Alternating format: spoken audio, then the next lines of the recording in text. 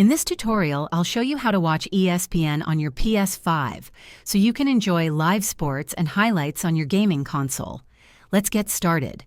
To watch ESPN on your PS5, start by downloading the ESPN app from the PlayStation Store. Open the app and select Sign In or Activate. You'll be prompted to enter an activation code. Next, visit espn.com/activate on your computer or mobile device. Log in to your ESPN account or create one if needed, and enter the code displayed on your PS5 screen.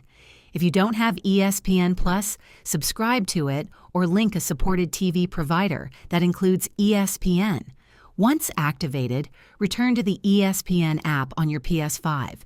You can now stream live sports, watch highlights, and access exclusive ESPN Plus content directly on your console. For offline viewing, download eligible ESPN Plus content on another device while connected to Wi-Fi and transfer it for later use.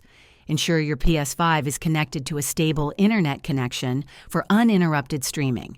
If this video helped you, please hit the like button and subscribe to this channel for more useful tutorials. Thanks for watching and enjoy ESPN on your PS5.